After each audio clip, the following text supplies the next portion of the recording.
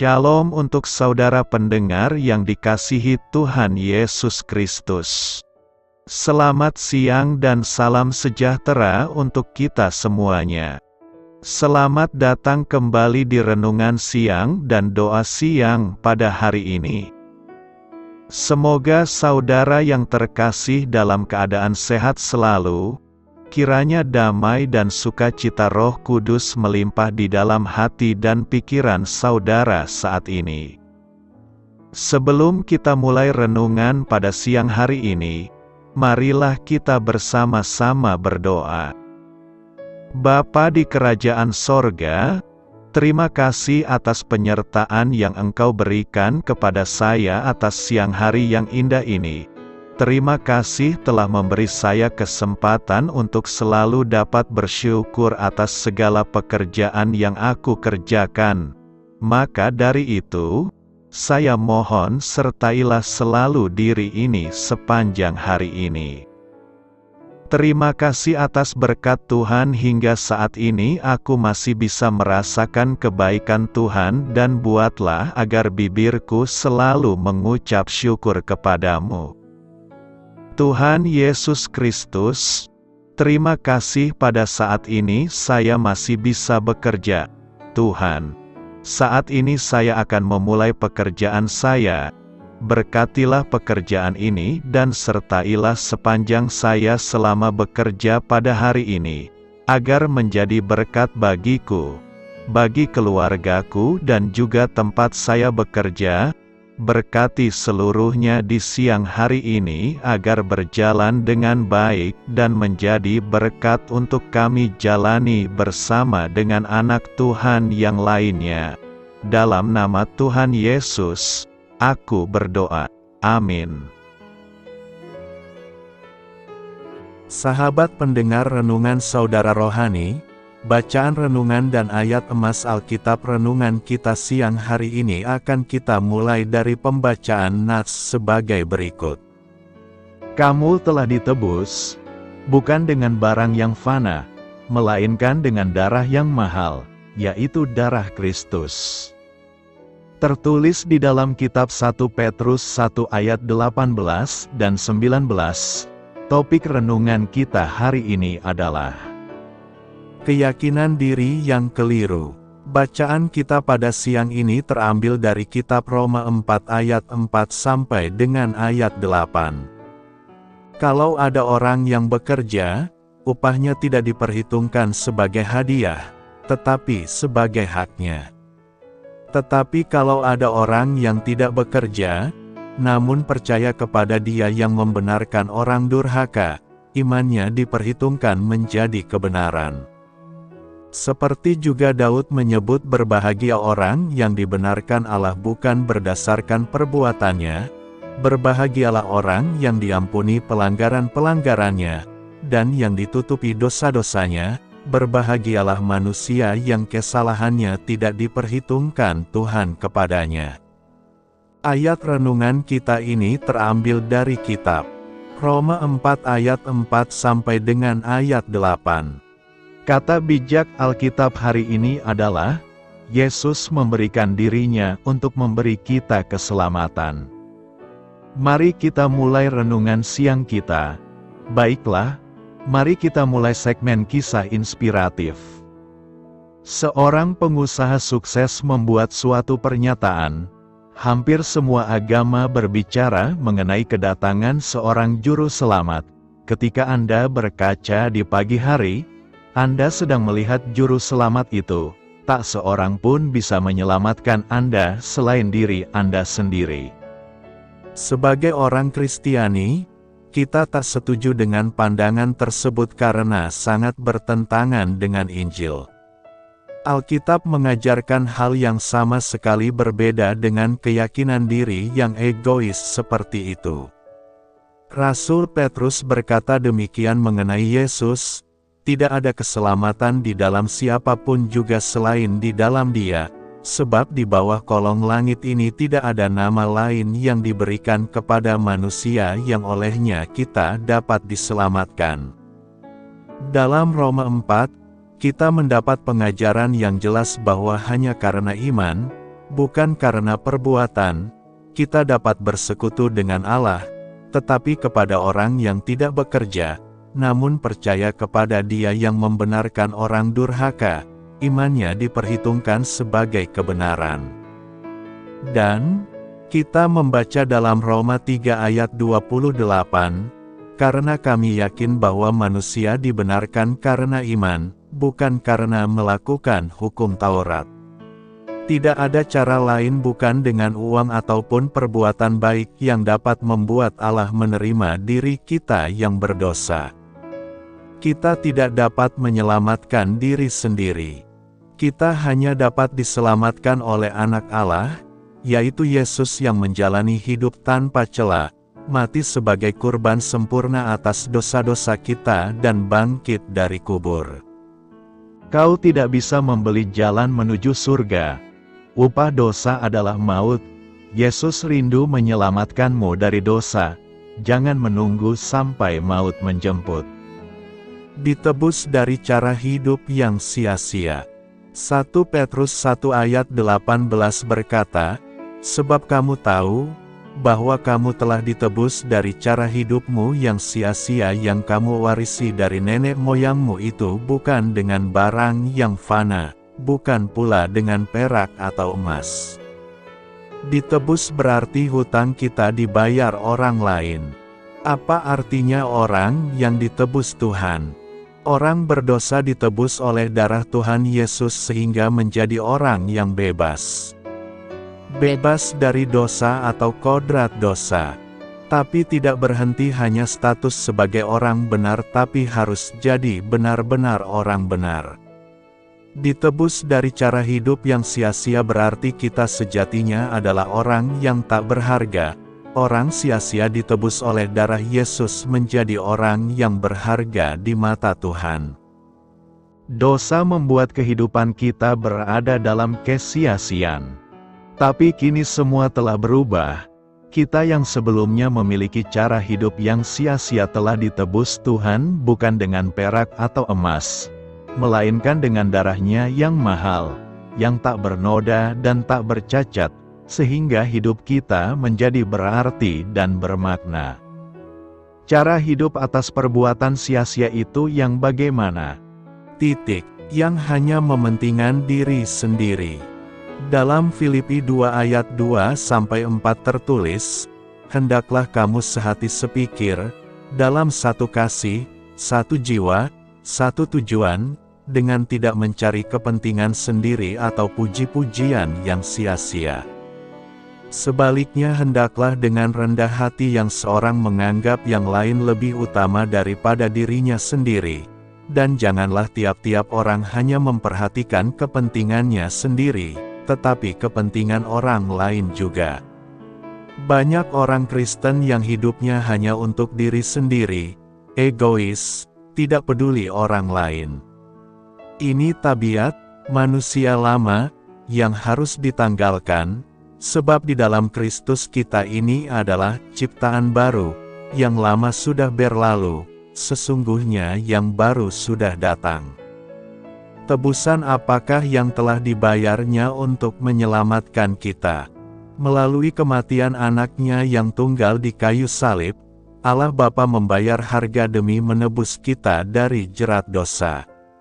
Sebab kamu tahu, bahwa kamu telah ditebus dari cara hidupmu yang sia-sia yang kamu warisi dari nenek moyangmu itu bukan dengan barang yang fana, bukan pula dengan perak atau emas, melainkan dengan darah yang mahal, yaitu darah Kristus.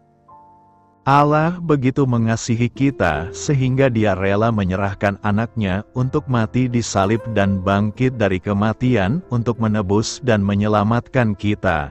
Itulah harga diri Anda di mata-Nya.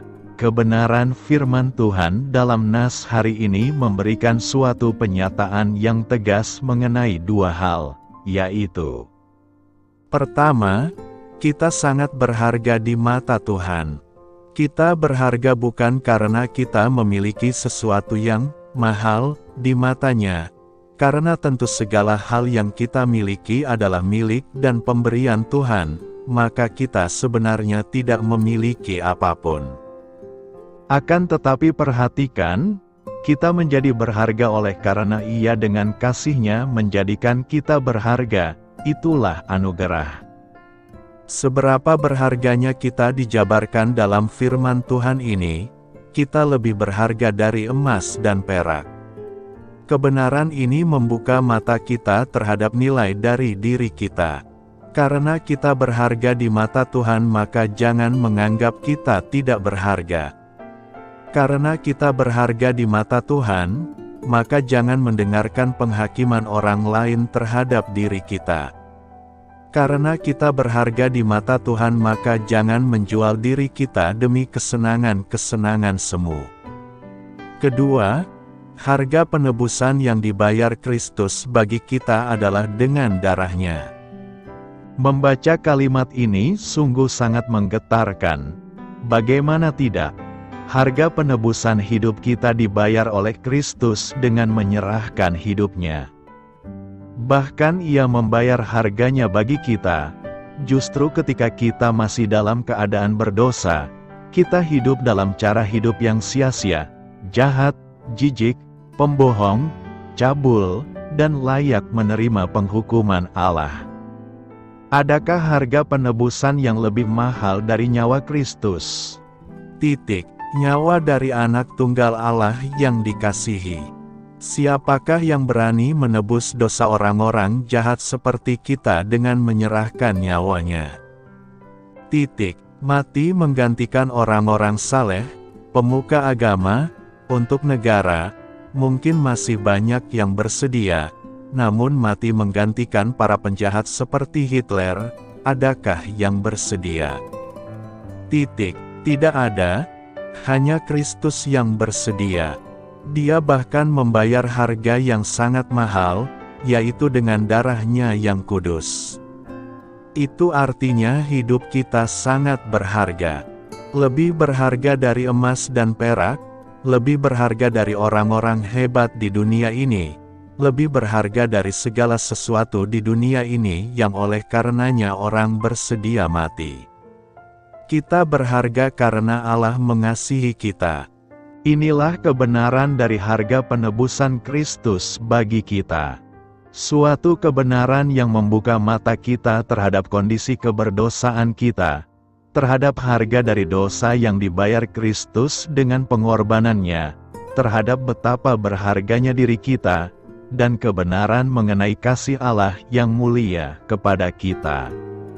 Suatu kebenaran yang seharusnya menghantar kita pada cara hidup yang baru, yang berbuah, yang berkenan, dan mempermuliakan Tuhan sebagai bentuk ucapan syukur kita atas harga penebusan Kristus dan anugerah Allah. Jangan sia-siakan hidup kita yang telah ditebus dengan cara hidup yang duniawi, sebab harga dari penebusan kita sangat mahal, yaitu darah Kristus. Karena itu, jadilah orang yang berharga di mata Tuhan dan hindarilah hidup yang sia-sia. Kamu telah ditebus dengan darah yang mahal. 1 Petrus 1 ayat 18-19 berkata, sebab kamu tahu, bahwa kamu telah ditebus dari cara hidupmu yang sia-sia yang kamu warisi dari nenek moyangmu itu bukan dengan barang yang fana, bukan pula dengan perak atau emas, melainkan dengan darah yang mahal, yaitu darah Kristus yang sama seperti darah anak domba yang tak bernoda dan tak bercacat. Untuk memudahkan kita memahami penebusan ini, maka kita bisa melihat sebuah instansi pegadaian. Pegadaian, atau rumah gadai merupakan salah satu sarana yang disediakan pemerintah untuk mengelola barang-barang dari masyarakat yang digadaikan untuk memenuhi kebutuhan-kebutuhan mendesak. Di sana setiap barang dihargai dengan harga yang sesuai dengan nilai barang tersebut. Semakin berharga dan semakin mahalnya suatu barang, maka semakin besar pula nilai atau uang yang akan dibayarkan. Sebaliknya, ketika kita ingin menebus kembali barang tersebut, kita perlu membayar harga yang sesuai dengan harga barang tersebut. Hal ini menyangkut perihal harga dari suatu barang yang hendak ditebus, di mana gambaran ini memiliki kemiripan dengan konsep penebusan Kristus. Pernahkah kita merenungkan dengan serius harga penebusan yang dibayar Kristus untuk menebus hidup saudara dari kuasa maut? Hidup kita menjadi tak berharga karena dosa dan kejahatan kita. Dosa membuat kehidupan kita berada dalam kesia-siaan. Tapi kini semua telah berubah. Kita yang sebelumnya memiliki cara hidup yang sia-sia telah ditebus Tuhan bukan dengan perak atau emas, melainkan dengan darah Yesus yang mahal, yang tak bernoda dan tak bercacat, sehingga hidup kita menjadi berarti dan bermakna. Cara hidup atas perbuatan sia-sia itu yang bagaimana? Yang hanya mementingkan diri sendiri. Dalam Filipi 2 ayat 2-4 tertulis, "Hendaklah kamu sehati sepikir, dalam satu kasih, satu jiwa, satu tujuan, dengan tidak mencari kepentingan sendiri atau puji-pujian yang sia-sia. Sebaliknya hendaklah dengan rendah hati yang seorang menganggap yang lain lebih utama daripada dirinya sendiri. Dan janganlah tiap-tiap orang hanya memperhatikan kepentingannya sendiri, tetapi kepentingan orang lain juga." Banyak orang Kristen yang hidupnya hanya untuk diri sendiri, egois, tidak peduli orang lain. Ini tabiat manusia lama yang harus ditanggalkan, sebab di dalam Kristus kita ini adalah ciptaan baru. Yang lama sudah berlalu, sesungguhnya yang baru sudah datang. Seperti yang disampaikan dalam gambaran di atas, semakin mahal suatu barang, maka semakin mahal pula harga yang harus dibayar untuk menebus barang tersebut. Kebenaran firman Tuhan dalam nas hari ini memberikan suatu penyataan yang tegas mengenai dua hal, yaitu: pertama, kita sangat berharga di mata Tuhan. Kita berharga bukan karena kita memiliki sesuatu yang mahal di matanya, karena tentu segala hal yang kita miliki adalah milik dan pemberian Tuhan, maka kita sebenarnya tidak memiliki apapun. Akan tetapi perhatikan, kita menjadi berharga oleh karena Ia dengan kasih-Nya menjadikan kita berharga, itulah anugerah. Seberapa berharganya kita dijabarkan dalam firman Tuhan ini, kita lebih berharga dari emas dan perak. Kebenaran ini membuka mata kita terhadap nilai dari diri kita.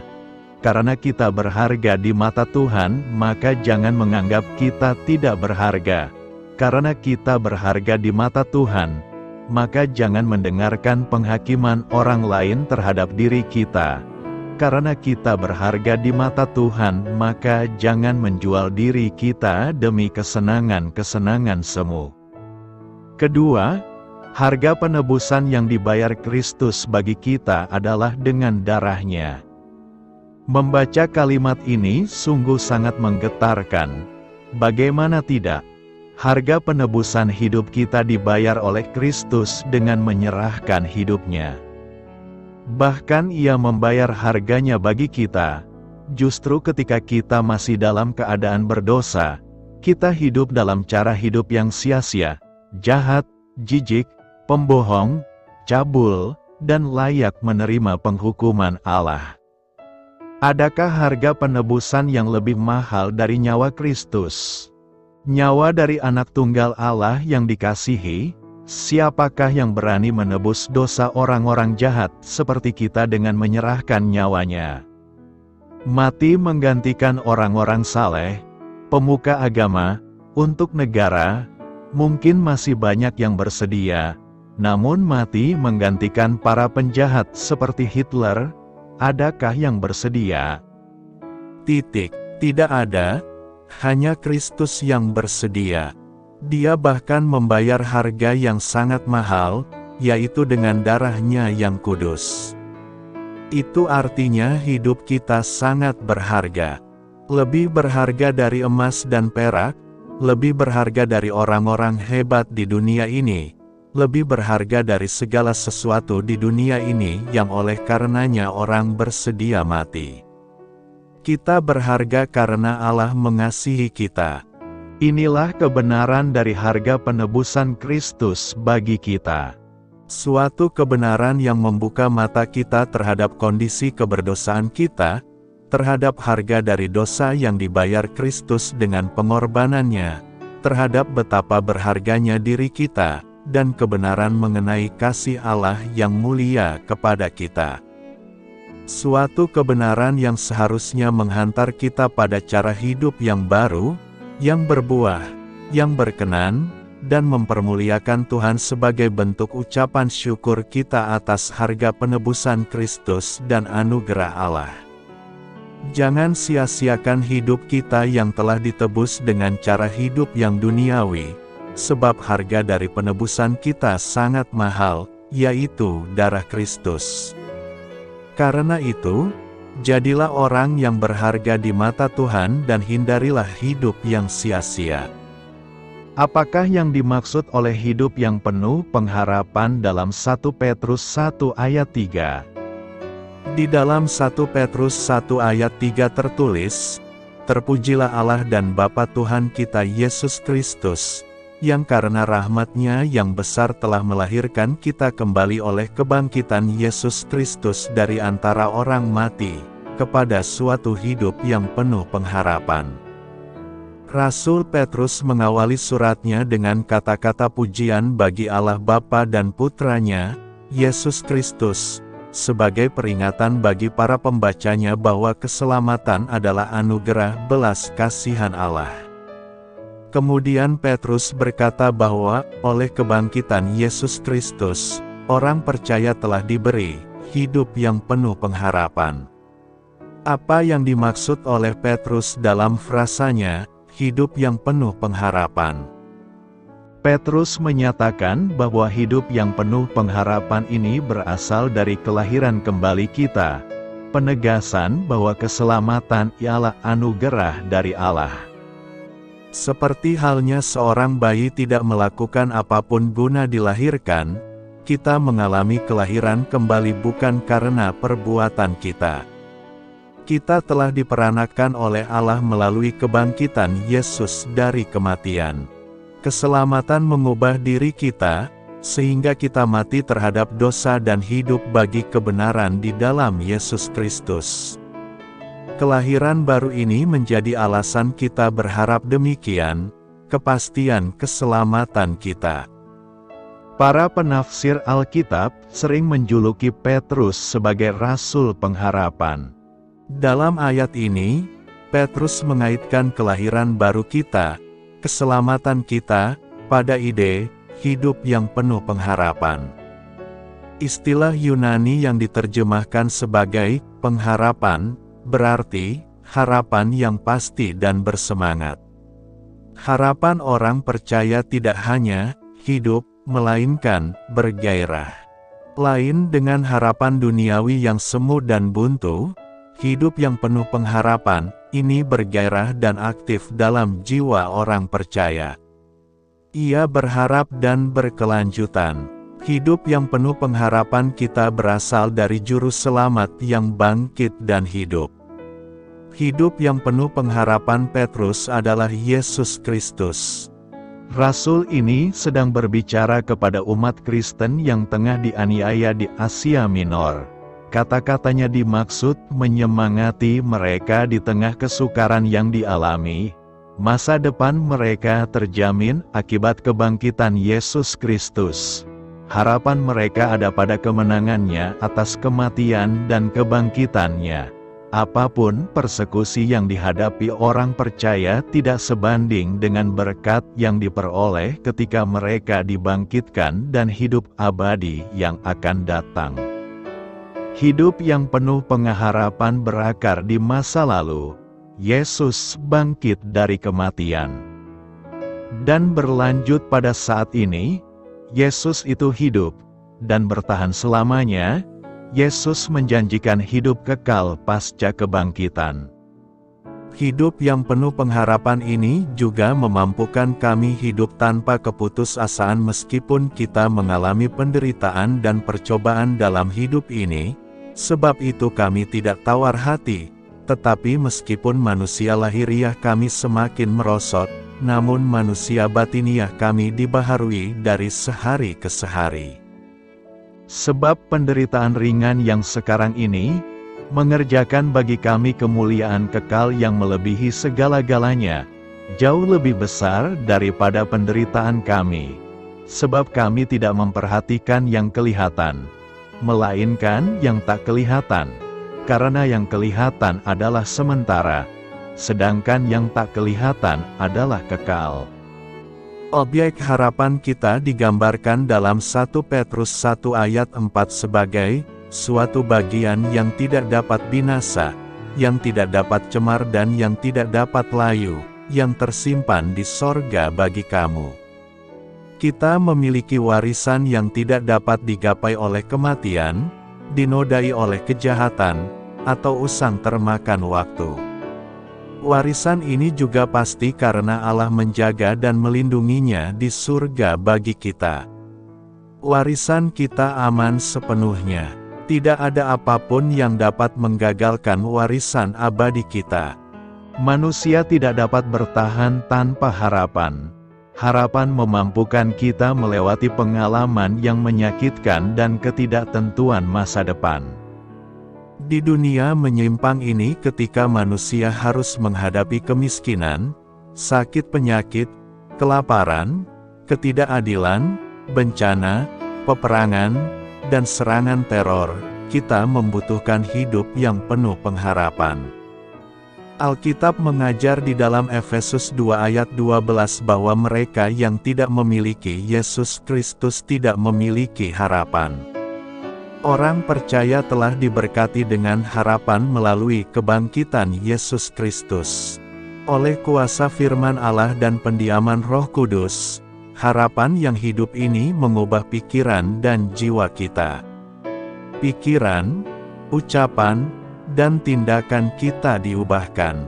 Meski pada suatu waktu kita berada dalam keadaan mati secara rohani dalam dosa kita sekarang hidup dengan harapan kebangkitan pribadi kita.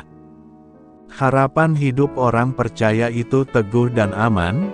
Pengharapan itu adalah sauh yang kuat dan aman bagi jiwa kita, yang telah dilabuhkan sampai ke belakang tabir, di mana Yesus telah masuk sebagai perintis bagi kita, ketika Ia, menurut peraturan Melkisedek, menjadi imam besar sampai selama-lamanya. Yesus Kristus adalah juru selamat kita, keselamatan kita, dan harapan hidup kita. Allah memperhitungkan iman sebagai kebenaran. Ungkapan, Allah memperhitungkan iman Abraham sebagai kebenaran, merujuk pada prinsip teologis bahwa iman yang teguh dan tulus kepada Allah adalah dasar dari kebenaran dan keselamatan spiritual seseorang. Dalam konteks ayat tersebut, Allah memandang iman Abraham sebagai sesuatu yang layak dipertimbangkan dan dianggap sebagai kebenaran. Ini berarti bahwa kepercayaan Abraham kepada janji-janji Allah, kekuatannya, dan kemampuannya untuk memenuhi janjinya, dianggap sebagai wujud yang sejati dan benar dari hubungan yang benar dengan Allah. Makna ini menekankan bahwa kebenaran tidak hanya terkait dengan pemenuhan hukum atau perbuatan-perbuatan tertentu, tetapi juga dengan kondisi hati yang tulus dan percaya kepada Allah. Oleh karenanya, Allah mengakui dan menerima iman Abraham sebagai sesuatu yang benar dan layak dipertimbangkan untuk keselamatan dan kasih-Nya. Dalam konteks teologi Kristen, hal ini juga menunjukkan bahwa keselamatan tidak diperoleh melalui usaha manusia semata, tetapi melalui iman kepada Yesus Kristus sebagai Tuhan dan Juru Selamat.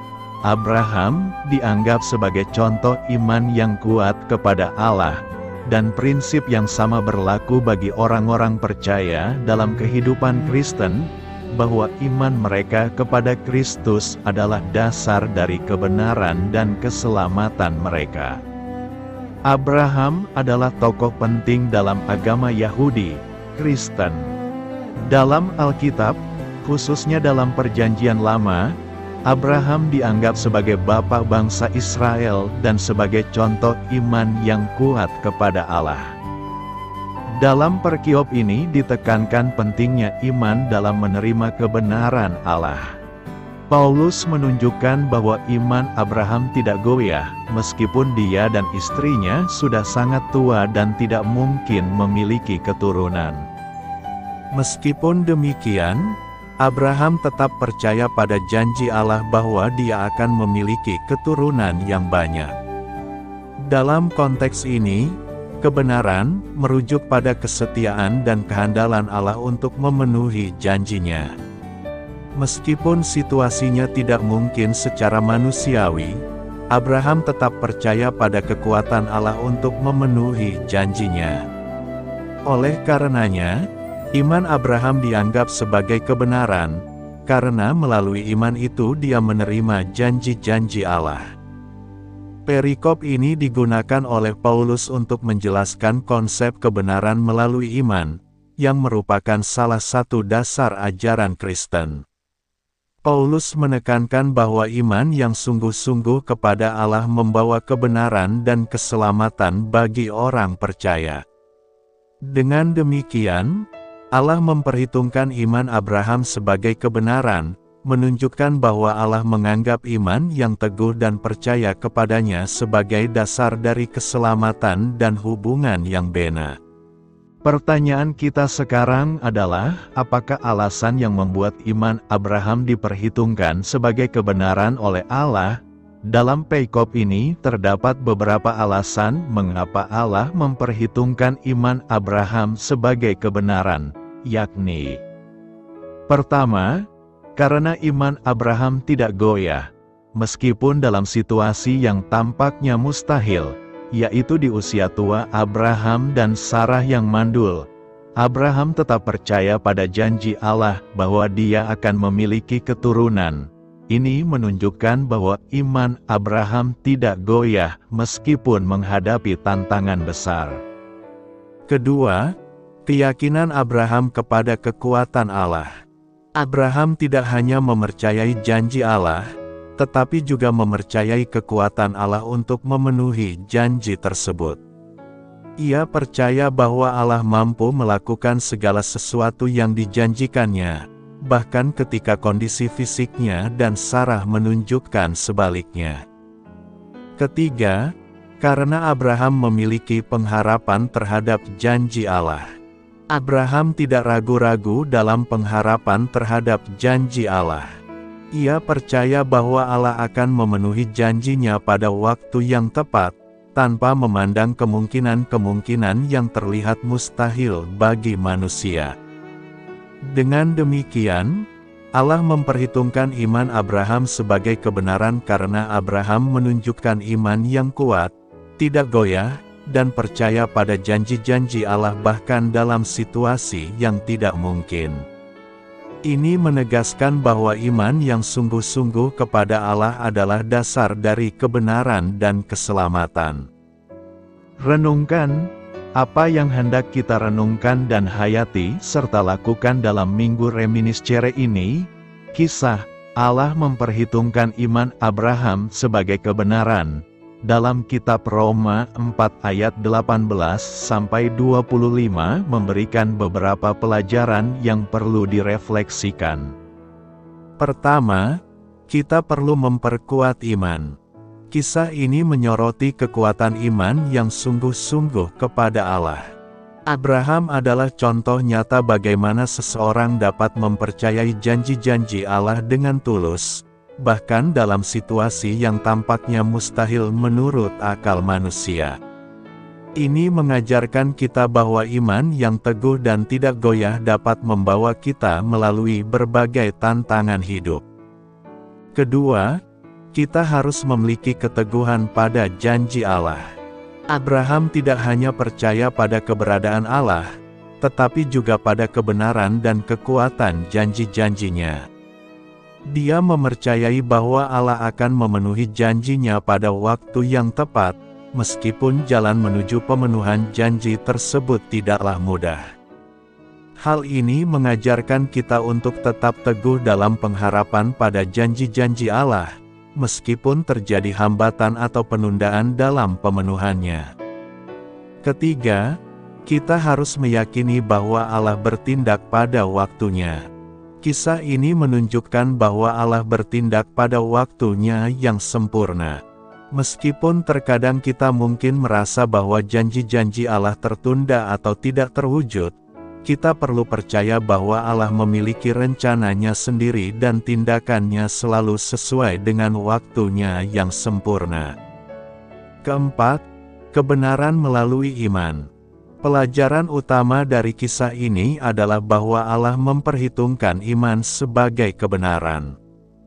Kebenaran sejati bukanlah didasarkan pada prestasi atau perbuatan kita, tetapi pada iman yang tulus kepada Allah. Oleh karena itu, kita perlu memperkuat iman kita dan menjadikannya sebagai dasar hidup kita yang sejati. Karena itu, dengan merenungkan kisah, Allah memperhitungkan iman Abraham sebagai kebenaran, kita dapat memperkuat iman kita, meningkatkan keteguhan dalam menghadapi cobaan, dan memperdalam ketergantungan kita pada Allah yang setia dalam memenuhi janjinya. Allah memperhitungkan iman orang percaya. Tema khotbah yang akan kita renungkan, Allah memperhitungkan iman orang percaya. Tema ini menarik kita renungkan pada minggu ini sebab setiap orang punya kesempatan diperhitungkan Allah dari cara berimannya. Abraham diperhitungkan Allah sebagai bapa orang beriman dari sikap dan karakter hidup Abraham yang telah melampaui banyak lika-liku hidup yang panjang. Paulus mencoba menguraikan bagaimana perjalanan iman Abraham hingga ia diperhitungkan oleh Allah. Tentu timbul pertanyaan kita sekarang, bagaimanakah caranya agar iman kita bisa diperhitunglah Allah? Dari teks perikope minggu ini kita belajar beberapa cara agar iman kita diperhitungkan Allah. Pertama, teruslah berharap kepada Tuhan sekalipun tidak ada dasar untuk berharap. Pada ayat 18a, Paulus mengatakan, sebab sekalipun tidak ada dasar untuk berharap, namun Abraham berharap juga dan percaya. Dari ayat ini, Paulus ingin menjelaskan bahwa Abraham tidak memiliki sesuatu yang dapat dibanggakan sehingga ia dapat dibenarkan di hadapan Allah, atau dengan kata lain ia tak memiliki dasar untuk berharap apapun. Tetapi karena imannya yang dianugerahkan oleh Allah, Abraham memiliki pengharapan yang melampaui segala situasi yang dihadapinya. Abraham berharap kepada janji Allah, meskipun di dalam kondisi atau keadaan yang tidak berpengharapan. Dengan kata lain, iman sejati pada Allah berani menerobos segala ketidakmungkinan manusia, karena Allah kita adalah Allah yang Maha Kuasa, tidak terbatas dan berdaulat yang sanggup melampaui apa yang dipikirkan oleh manusia yang terbatas. Kalau kita melihat sebentar riwayat Paulus, hal serupa dapat kita jumpai. Ketika Paulus melayani Tuhan di tempat yang sulit sekalipun, imannya yang diteguhkan Tuhan sanggup menerobos segala kesulitan manusia. Kedua, teruslah percaya pada janji Allah, kendati pun janji itu belum direalisasikannya. Apa yang dipercaya oleh Abraham? Ayat 18b menjelaskan, ia akan menjadi bapa banyak bangsa, menurut yang telah difirmankan, demikianlah banyaknya nanti keturunanmu. Iman sejati yang dimiliki Abraham mengakibatkan dia disebut bapa orang beriman. Tetapi seringkali iman yang banyak orang, Kristen, miliki masih jauh dari apa yang Abraham teladankan bagi kita. Artinya, banyak orang Kristen beriman kepada Tuhan karena ingin mendapatkan sesuatu. Padahal Abraham ketika beriman di dalam Tuhan tidak ingin mendapatkan apapun, bahkan rela mengorbankan apapun termasuk anaknya sendiri, Ishak, bagi Tuhan. Berarti, iman sejati bukan meminta apapun kepada Tuhan, tetapi menyerahkan apapun untuk kemuliaan Tuhan. Kalau iman berarti berani berkorban bagi Tuhan, apakah kita akan rugi? Tidak berarti pernyataan ini mengajarkan bahwa uang kita seluruhnya diberikan bagi pekerjaan Tuhan, sehingga kita tidak boleh makan, hidup, tinggal. Itu pernyataan yang ekstrim. Yang saya maksudkan adalah kita berani menyerahkan apapun yang menjadi kesenangan kita bagi pekerjaan Tuhan. Kalau kita memiliki uang banyak, kita rela memberikan persepuluhan dan persembahan bagi pekerjaan Tuhan. Ketika kita berani memberi, percayalah, kita tidak akan rugi, tetapi untung. Untung ini jangan dilihat dari sudut materi, tetapi untung atau kaya secara rohani, yaitu di dalam kebajikan dan pengenalan akan Allah. Ketiga, teruslah beriman yang kuat walau tubuh kita sangat lemah. Kalau di ayat 18, Paulus menyebut Abraham tetap berharap meskipun di dalam kondisi yang tidak berpengharapan, maka di ayat 19, Paulus menjelaskan kondisi yang tidak berpengharapan yang dihadapi oleh Abraham. Imannya tidak menjadi lemah, walaupun ia mengetahui bahwa tubuhnya sudah sangat lemah, karena usianya telah kira-kira 100 tahun, dan bahwa rahim Sarah telah tertutup. Ayat ini merujuk kepada kisah Abraham di dalam Kejadian 17 ayat 17. Mari kita menyimak kisah ini secara lengkap. Pada Kejadian 17 ayat 16, Allah berjanji akan memberikan seorang anak laki-laki kepada Abraham dan di ayat 17-18, Abraham meresponinya dengan tertawa, berkata dalam hati sambil meragukan Allah, lalu berkata bahwa biarlah Ismail yang telah lebih dulu lahir, bandingkan Kejadian 16 diperkenan di hadapan Allah. Tetapi di ayat 19 dan 21, Allah meresponi pertanyaan Abraham dengan mengikat perjanjiannya kepada Ishak dan keturunannya. Seringkali di dalam kehidupan kekristenan, ketika Allah berkata sesuatu, kita seringkali meresponinya dengan tidak percaya. Baru setelah Ia menegaskan janjinya, kita baru mempercayai janji Allah. Hal seperti inilah yang dihadapi Abraham, ketika Allah baru menegaskan janjinya melalui Ishak, maka Abraham baru percaya. Setelah itu, Abraham taat. Dengan kata lain, Abraham dapat beriman, dan orang-orang pilihan Allah dapat beriman, setelah Allah menyatakan dirinya. Inilah kaitan antara wahyu Allah dan iman. Wahyu Allah kepada manusia secara khusus, wahyu khusus di dalam Kristus dan Alkitab digenapkan oleh Roh Kudus di dalam hati umat pilihan sehingga mereka dapat beriman. Iman tanpa adanya wahyu Allah sejati adalah iman yang palsu. Keempat, teruslah berumah yang kuat terhadap janji Allah pada kita. Iman inilah yang nantinya mengakibatkan umat pilihan berani menghadapi mara bahaya, karena mereka percaya di dalam Allah yang menyelamatkan mereka meskipun mereka harus menanggung banyak kesulitan, aniaya, dan penderitaan. Hal ini diungkapkan oleh Paulus di dalam ayat 20, tetapi terhadap janji Allah ia tidak bimbang karena ketidakpercayaan, malah ia diperkuat dalam imannya dan ia memuliakan Allah. Justru di dalam kelemahan, penderitaan, masalah, ada kuasa Allah di situ yang menguatkan kita dan tentunya iman kita menjadi kuat. Paulus juga mengalami pengalaman yang sama ketika menderita suatu penyakit dan ia telah berdoa 3 kali kepada Tuhan, maka Tuhan menjawab, cukuplah kasih karuniaku bagimu, sebab justru dalam kelemahanlah kuasaku menjadi sempurna. Dan lebih dalam lagi, Paulus sendiri meresponi jawaban Tuhan dengan mengajar, sebab itu terlebih suka aku bermegah atas kelemahanku, supaya kuasa Kristus turun menaungi aku. Sama seperti Abraham, Paulus juga mengalami hal yang sama. Ketika ada masalah menimpa, Paulus tidak bimbang akan penyertaan dan kasih setia Allah, tetapi justru imannya diperkuat dan semakin memuliakan Allah. Bagaimana dengan kita? Ketika kita mengalami masalah yang berat sekalipun, seringkali kita melupakan Allah dan mempertanyakan Allah yang baik yang mengizinkan kejahatan.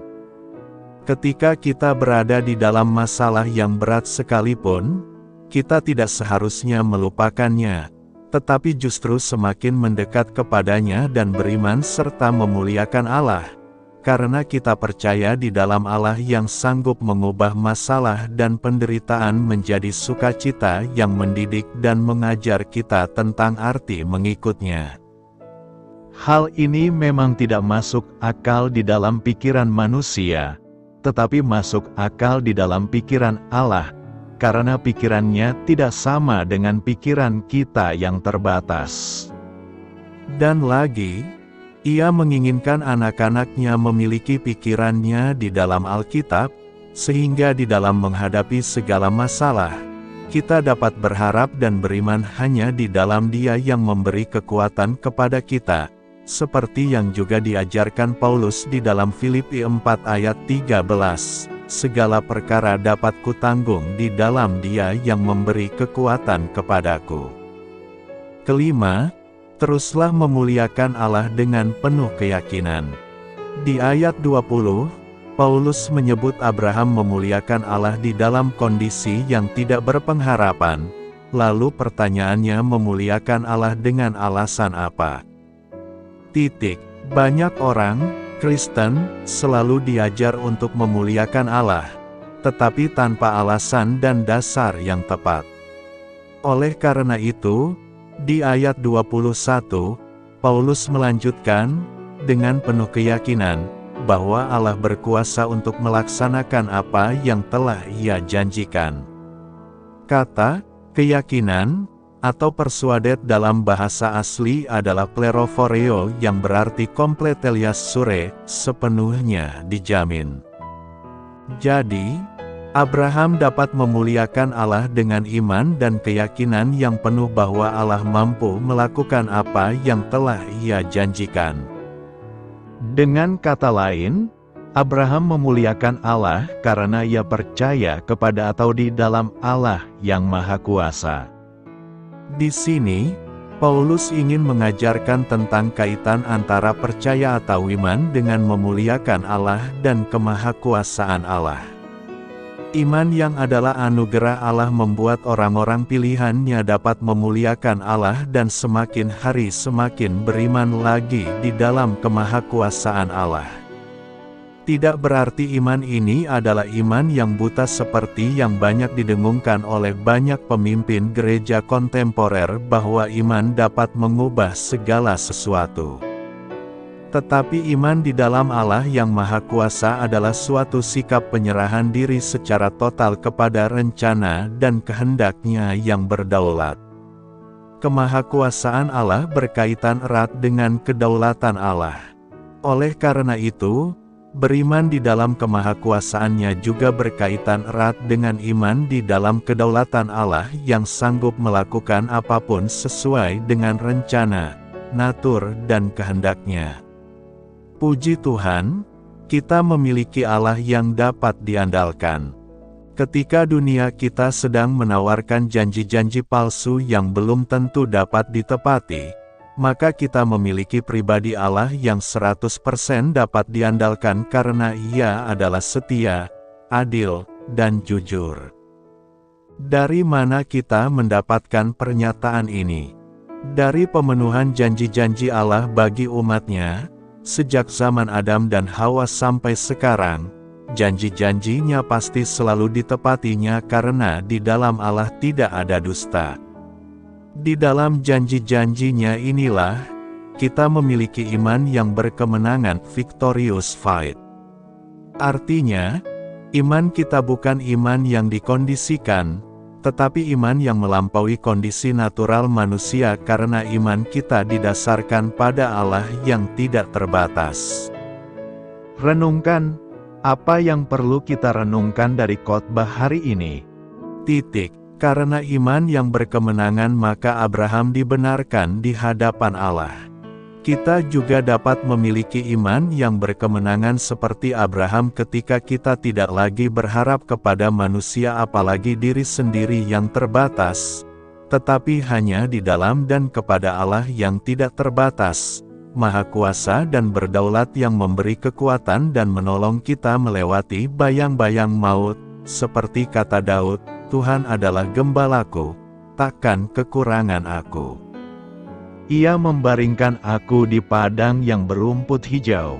Ia membimbing aku ke air yang tenang. Ia menyegarkan jiwaku. Ia menuntun aku di jalan yang benar oleh karena namanya. Sekalipun aku berjalan dalam lembah kekelaman, aku tidak takut bahaya, sebab Engkau besertaku, gadamu dan tongkatmu, itulah yang menghibur aku. Ingatlah, ketika kita beriman di dalamnya, terimalah segala resiko dan tanggung jawab yang harus kita terima yaitu menderita baginya. Tetapi jangan kecewa, ada tangan Tuhan selalu menguatkan kita di dalam penderitaan yang kita tanggung.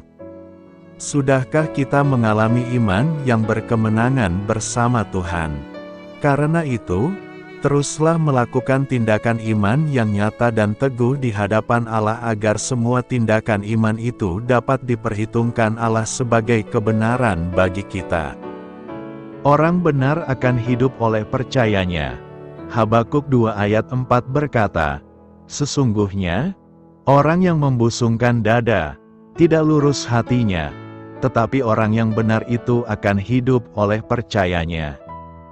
Melalui nas hari ini kita hendak ditegur Tuhan melalui Habakuk sekaligus mengajar kita bahwa ada dua model orang di hadapannya. Pertama, model orang yang membusungkan dadanya yang sombong dan khianat. Model orang seperti adalah orang-orang yang tidak lurus hatinya dan mereka ini yang tidak akan tetap ada. Kedua, model orang benar. Model orang ini adalah orang yang hatinya lurus dan orang-orang inilah yang akan tetap bertahan hidup oleh karena percayanya. Iman keyakinan percayanyalah yang membawa orang-orang benar ini tetap bertahan di tengah berbagai goncangan hidup.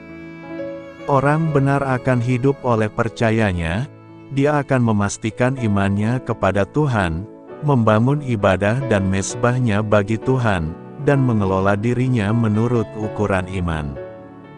Orang percaya diajar untuk menaruh atau meletakkan seluruh pengharapannya bukan pada kehidupan hari ini, tetapi kehidupan yang akan datang.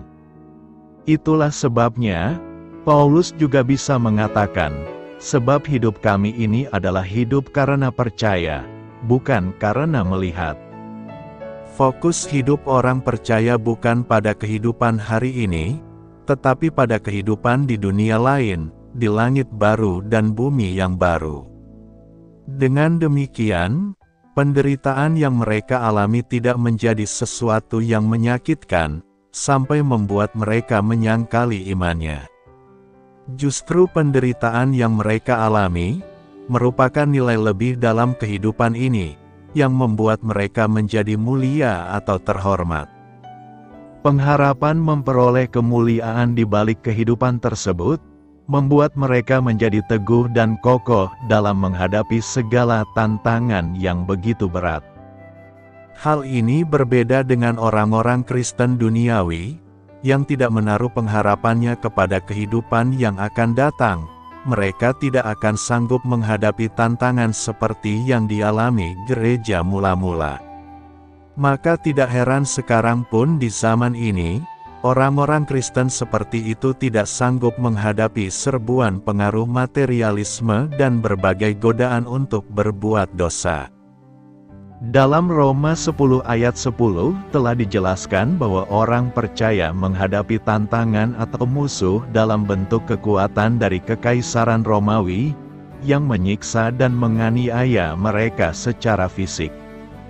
Tetapi orang percaya pada waktu itu, tetap kuat dan benar-benar dapat mengalahkan pergumulan mereka dalam aniaya tersebut dengan kesetiaan yang tinggi kepada Tuhan Yesus, sehingga mereka dapat setia sampai mati.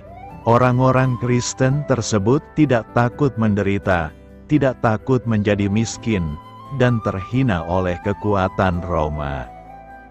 Dengan keteguhan hati melawan tantangan, orang-orang Kristen tersebut barulah menjadi pemenang dan dapat dikatakan sebagai pemenang. Pemenang di sini maksudnya adalah orang percaya dapat menanggulangi tantangan dalam bentuk aniaya dan berbagai penderitaan, tanpa mengorbankan iman mereka. Sebaliknya mereka malah menjadi semakin sempurna atau iman mereka semakin murni. Dengan demikian aniaya yang mereka harus alami, menjadi berkat kekal bagi mereka. Penderitaan karena nama Yesus membuat mereka berhenti berbuat dosa dan dimuliakan bersama dengan Tuhan Yesus. Demikian pula seharusnya dengan orang percaya pada zaman sekarang. Orang percaya hari ini menghadapi tantangan atau musuh bukan dalam bentuk aniaya fisik, tetapi kekuatan materialisme dan godaan atau bujukan berbuat dosa. Orang percaya harus menang melawan tantangan pada zaman ini. Untuk bisa menang, maka orang percaya seharusnya tidak takut menjadi miskin, tidak takut dianggap tidak mulia atau tidak terhormat karena tidak memiliki barang-barang dunia fana. Orang percaya seharusnya tidak takut menjadi orang yang tidak memiliki kebahagiaan dari dunia ini. Orang percaya harus berani tidak menjadi kaya demi kebenaran dan kesucian hidup. Orang percaya harus berani tidak menikmati dunia dengan segala kesenangannya. Orang percaya harus berani menolak dosa, walaupun ia merasakan ada sesuatu yang hilang di dalam daging dan jiwanya. Dengan demikian orang percaya bisa menjadi pemenang dan dapat dikatakan sebagai pemenang. Memang betul ada 3 hal yang perlu dibangun oleh seseorang jika ia mau memiliki kehidupan yang berkemenangan.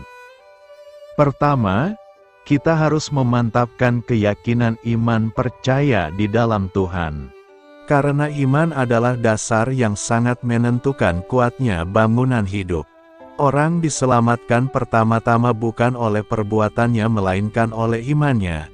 Dan orang akan mengalami dan menerima segala sesuatu sesuai yang dia imani. Kita adalah orang-orang yang sudah dibenarkan oleh iman di dalam Kristus Yesus, maka hiduplah dalam iman yang teguh karena olehnya kita beroleh jalan masuk ke dalam kasih karunia sehingga kita berdiri dan bermegah dalam pengharapan untuk menerima kemuliaan Allah. Kedua, kita harus membangun ibadah sebagai wujud niat kuat untuk menghormati Allah dan kerinduan yang kuat untuk tetap dekat melekat dengannya. Sebab latihan ibadah berguna untuk segala hal, karena mengandung janji baik untuk hidup ini maupun yang akan datang. Nuh membangun mezbah dan menghadirkan keharuman bagi Tuhan sehingga janjinya terjadi bahwa tak akan berhenti musim menanam dan menuai. Abraham membangun mezbah di Betel manakala dia menerima janji berkat dan menjadi berkat bagi semua kaum di muka bumi.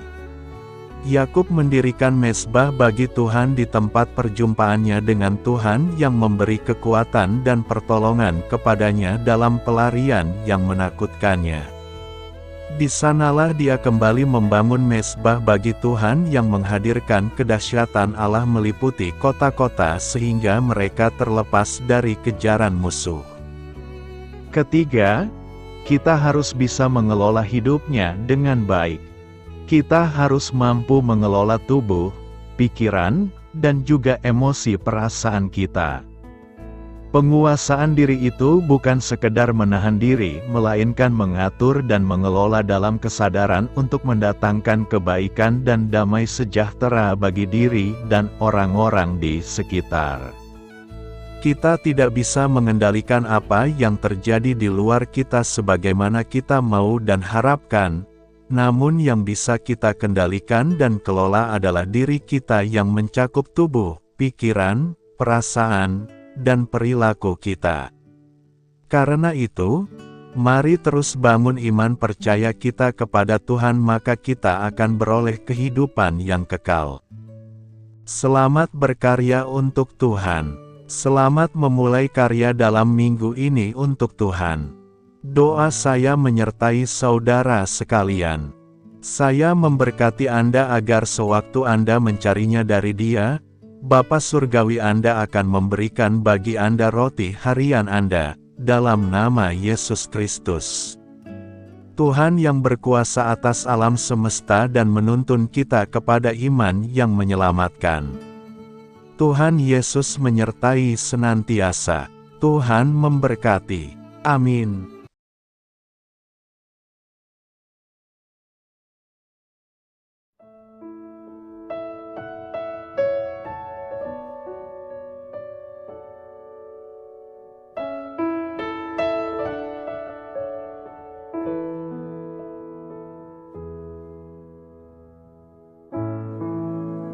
Demikianlah renungan firman Tuhan pada siang hari ini. Semoga menjadi kekuatan di dalam hidup kita dan menjadikan kita pribadi yang lebih sukses. Sebelum kita memulai aktivitas hari ini, marilah kita berdoa. Bapa kami yang ada di sorga, terima kasih atas kasih dan kebaikan Tuhan yang begitu besar buat kami. Tuntunlah perbuatanku agar di sepanjang hari ini saya bisa bekerja sebaik-baiknya, tidak pernah jemu menolong sesama, selalu ramah dan tahu terima kasih, menghayati iman dan mengamalkannya dengan sekuat tenagaku. Semua ini saya sampaikan kepadamu, dengan pengantaraan Kristus, Tuhan kami. Allah, Bapa kami bersyukur kepadamu, bahwa dengan bekerja kami boleh ambil bagian di dalam karya-Mu mensejahterakan dan membahagiakan umat manusia. Kami mohon bimbingan-Mu dalam melaksanakan pekerjaan kami hari ini. Bimbinglah kami agar sanggup bekerja dengan semangat kasih, dengan riang, rajin dan jujur. Terima kasih, Tuhan. Amin. Dalam nama Tuhan Yesus Kristus Tuhan dan Juru Selamat kami, Bapa kami yang baik, kami mengucap syukur dan berdoa. Amin. Biarlah firman Tuhan menjadi pengingat untuk kita semua, bahwa tuntunan dari Roh Kudus akan selalu memberi jalan keluar bagi setiap permasalahan hidup kita, dan memberi kedamaian di hati kita. Amin. Sampai jumpa di renungan siang saudara rohani berikutnya. Shalom.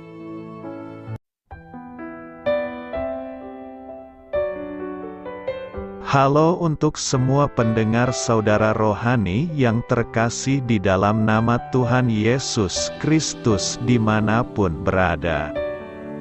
Mari dukung kami, tim redaksi renungan harian saudara rohani dengan cara memberikan bantuan, kritik dan masukan. Saudara dapat memberikan masukan melalui kolom komentar di bawah atau mengirim kepada kami langsung melalui email yang tertera di layar Anda, saudararohani@gmail.com. Jika saudara terberkati melalui renungan ini, saudara dapat mendoakan kami dan memberikan bantuan lainnya dengan mengirim email kepada kami. Saya berdoa agar saudara sekalian bahagia dan sehat selalu. Amin.